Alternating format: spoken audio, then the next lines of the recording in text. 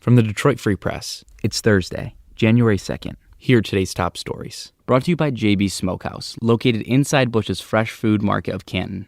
JB's offers a range of authentic barbecue favorites, and with more than 30 Michigan craft beers on tap, trivia, and live music every Friday night, JB's is sure to become your new favorite barbecue spot. I'm Teresa Baldus with the Detroit Free Press. You could call it the bro code.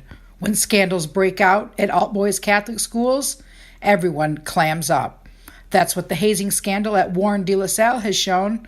Boys are afraid to talk. In recent years, controversies at U of D Jesuit, Birmingham Brother Rice, and Catholic Central have all been met with the same code of silence. Whether it's hazing, a fistfight, or a pedophile teacher, students, alumni, parents say nothing to protect the reputation of the school. The brotherhood, they'll tell you, is everything. Please report to Freet.com for more on this story. This is J.C. Reindl for the Detroit Free Press. A Kentucky man surrendered to police Wednesday morning, ending a nearly 8-hour standoff at West Bloomfield's Hampton Inn. Police arrived at the hotel shortly after 2 a.m., following a 911 call about a screaming woman who was running around naked. The suspect, a 37-year-old Kentucky man, had barricaded himself in his second-floor hotel room. He was armed with a handgun. West Bloomfield's crisis negotiations team eventually convinced the man to surrender peacefully. He is expected to face domestic violence charges at a minimum. Police escorted some hotel guests to another nearby hotel during this ordeal.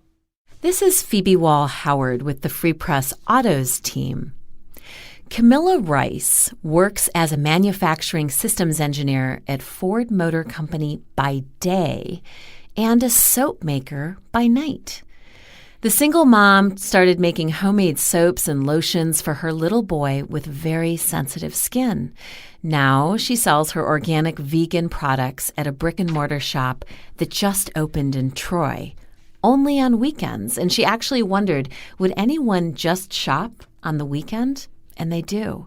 She has referrals from loyal online customers and local dermatologists. Camilla thought prices were too high for pure products and wanted to create an option for families on a budget. Colleagues at Ford and General Motors have been strong supporters. Orders now come from as far as California and Florida.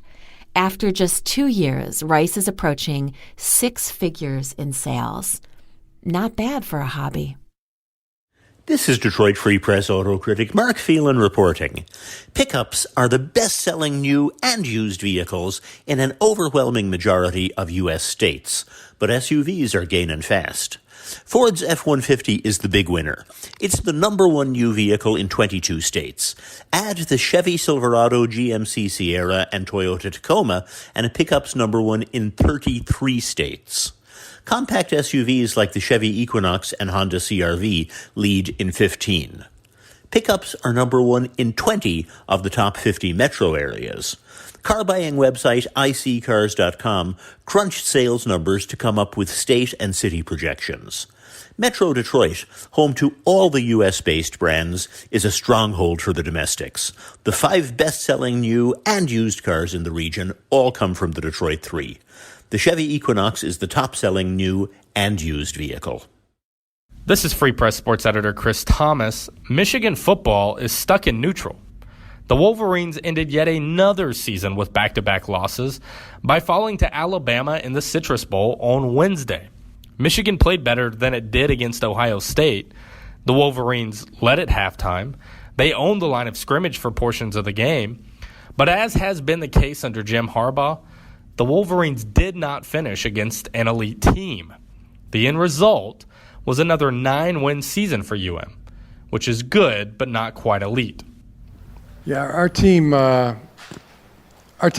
improved in just about every area, offensively, defensively, special teams, in many areas. But the leadership out of the group, I think I would pinpoint that as the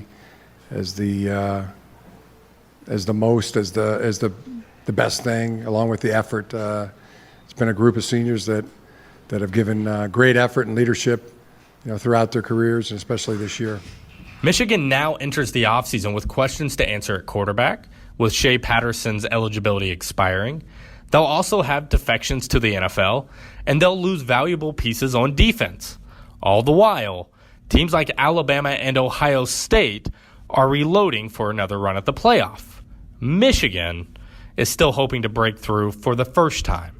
I feel good about some of the young players that got great experiences this season, and them getting their opportunity, going to work on that. I mean, as Jordan said, the season just ended 10 minutes ago. So, but I know I'm going to be excited about it. Do you like what you're hearing in our news briefing? Let us know, whether it's a question, comment, or something you just want to hear. You can share your opinion by emailing us at voice@freep.com. That's voice@freep.com. See you tomorrow.